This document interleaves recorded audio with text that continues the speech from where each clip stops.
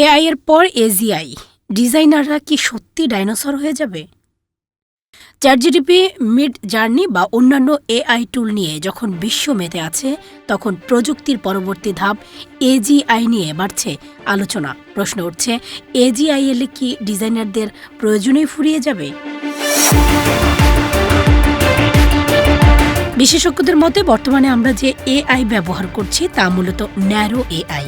নির্দিষ্ট কাজের জন্য প্রশিক্ষিত এসব প্রযুক্তির নিজে থেকে নতুন কিছু বোঝে না বা শিখতে পারে না। কিন্তু এজিআই বা আর্টিফিশিয়াল জেনারেল ইন্টেলিজেন্স হবে সম্পূর্ণ ভিন্ন। এটি মানুষের মতো বিভিন্ন ধরনের কাজ একসঙ্গে করতে পারবে, নিজে নিজে শিখবে, অভিজ্ঞতা থেকে সিদ্ধান্ত নেবে এবং জটিল সমস্যার সমাধানও করতে সক্ষম হবে। ডিজাইন খাতে এর প্রভাব হতে পারে সবচেয়ে বড়। একটি প্রতিষ্ঠানের লক্ষ্য, বাজেট ও গ্রাহকের ধরন বিশ্লেষণ করে এজিআই কয়েক মিনিটেই লোগো, রঙের সমন্বয়, টাইপোগ্রাফি থেকে শুরু করে পুরো ব্র্যান্ড গাইডলাইন তৈরি করে দিতে পারবে।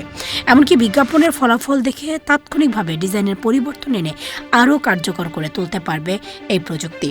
তবে বিশেষজ্ঞরা বলছেন, প্রযুক্তি যতই এগিয়ে যাক, মানুষ সৃজনশীলতা, আবেগ, সংস্কৃতি বোধ এবং মৌলিক চিন্তার বিকল্প এখনও তৈরি হয়নি।